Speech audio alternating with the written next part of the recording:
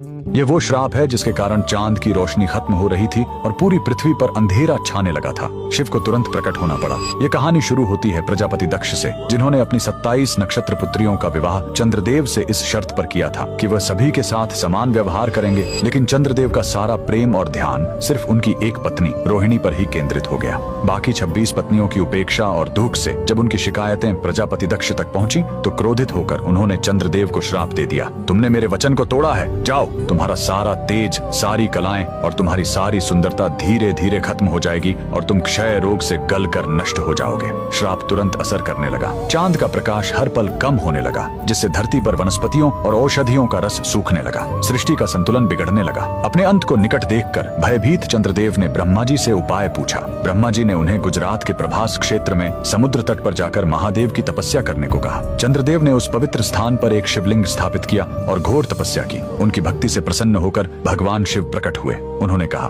मैं दक्ष के श्राप को पूरी तरह खत्म तो नहीं कर सकता, लेकिन उसका प्रभाव कम कर सकता हूँ। शिव ने वरदान दिया, तुम कृष्ण पक्ष में 15 दिन क्षीण होगे, लेकिन शुक्ल पक्ष में 15 दिन फिर से पूर्ण हो जाओगे। उन्होंने चंद्र को अपने मस्तक पर धारण कर लिया और चंद्रशेखर कहलाए। और जिस ज्योतिर्लिंग की चंद्र ने पूजा की थी वो सोमनाथ, सोम यानी चंद्र के नाथ के नाम से प्रसिद्ध हुआ। और यही सोमनाथ मंदिर भारत का पहला ज्योतिर्लिंग आज भी गुजरात के वेरावल में उसी समुद्र तट पर शान से खड़ा है, जहाँ चंद्रदेव ने श्राप से मुक्ति पाई थी। लेकिन रुकिए, इस मंदिर का एक और रहस्य है। यहाँ मौजूद बाण स्तंभ यह बताता है कि यहाँ से लेकर दक्षिणी ध्रुव तक समुद्र के रास्ते में कोई जमीन नहीं है। भगवान शिव के भक्त कमेंट में हर हर महादेव जरूर लिखें।